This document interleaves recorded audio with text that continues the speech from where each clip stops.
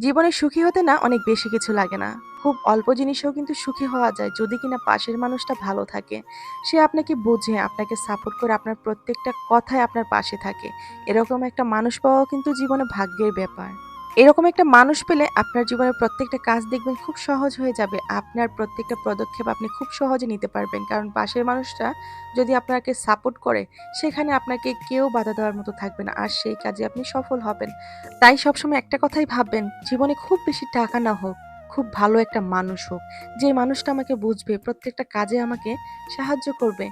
যাকে ছাড়া আমি কোনো কিছু ভাবতে পারব না, আর সে আমাকে ছাড়া তার কোনো কিছু ভাবতে পারবে না। এরকমটা কি আসলে হয়? হয়। কিন্তু সেই সময়টা, সেই মানুষটা পাওয়াটা আসলে মুশকিল। সবসময় সবার ভাগ্যে জোটে না। এটাও মেনে নিতে হবে। কারণ জীবনে যদি এরকমটা সবার সাথেই হতো, তাহলে তো সবাই সুখী হয়ে যেত, তাই না? তাহলে তো মানুষের মধ্যে এমন দুঃখই থাকতো না। যাই হোক, এই যে আমি আলু ভর্তা বানাচ্ছি, এই আলু ভর্তাটা কিন্তু খেতে অনেক বেশি টেস্ট। আসলে আমি অনেক গল্পই করে ফেললাম। কিন্তু এখানে আলু ভর্তাটা যে বানাচ্ছি, এটা কিন্তু খেতে আপনার মানুষটা ভালো হোক আর খারাপ হোক, আমার কাছে আলু ভর্তাটা বেশি ভালো লাগে। তো যাই হোক, এই যে আলু ভর্তা আজকে সকালে বানিয়ে নিচ্ছি, সাথে হবে পানি ভাত আর এখানে মাছ ভাজাও করে নেব। আর সাথে একটু গল্প করে নিলাম। সত্যি বলতে কি, জীবনে এখন মানুষ এত ডিপ্রেশনে থাকে, সবচেয়ে বড় জিনিস হচ্ছে যে নিজের মানুষটাই নিজেকে বোঝে না। যদি বুঝতো তাহলে মানুষের এত কষ্ট থাকতো না। অনেক কষ্টের মাঝেও কিন্তু আনন্দ খুঁজে পাওয়া যায় যদি পাশের মানুষটা ভালো থাকে।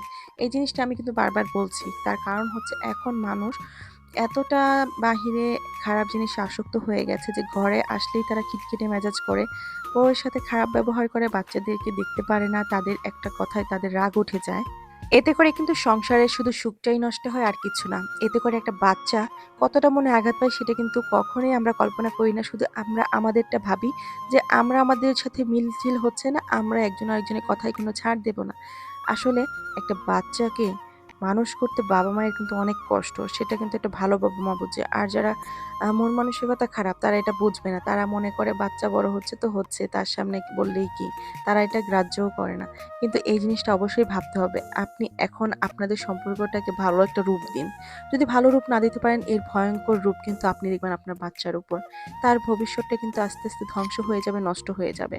তাই প্রত্যেকটা মানুষের জীবনে একটা ভালো মানুষ বাছাই করা কিন্তু খুবই জরুরি। ভালো মানুষ ছাড়া আপনি যেমন খারাপ হয়ে যাবেন, সাথে, সাথে আপনার পুরো পরিবারটা ধ্বংস হয়ে যাবে। তাই যদি মানুষটা খারাপও ভাগ্যজোরে হয়ে যায়, তাকে ভালো করার দায়িত্ব কিন্তু আরেকজনের। একজন খারাপ হলে আরেকজনকে কিন্তু এই দায়িত্বটা নিতে হবে যে তাকে ভালো করতে হবে। তাহলেই কিন্তু জীবনে প্রকৃতভাবে সুখী হওয়া যাবে। আর যদি সুখী না পান সংসারে, তাহলে কিন্তু পুরো জীবনটাই আপনার কাছে মনে হবে মরুভূমির মতো ধ্বংসস্ত। আর এইরকম একটা সংসারে কেউ থাকতে চায় না। সবাই শুধু বের হয়ে যেতে চায়। এতে করে কি হয়? জীবনের সুখটাও নষ্ট হয়ে যায়। জীবনের সুখ নিয়ে তো অনেক কথাই বললাম। তো এটাই সবচেয়ে বড় কথা, জীবনে সুখী হতে সবচেয়ে বেশি কিছু লাগে না। পাশের মানুষটা যদি ভালো মন মানসিকতার হয়ে থাকে, জীবনে আপনার সুখ নিশ্চিত। সেটা যদি আলু ভর্তা, ডাল ভাত দিয়েও খান। আজকে আমি আলু ভর্তা দিয়ে এই যে খাচ্ছি পানি ভাত, আমার কাছে কিন্তু অনেক বেশি ভালো লাগছে। কারণ মনের মধ্যে শান্তি আছে যে, মনে শান্তি থাকলে সবকিছুই ভালো লাগে।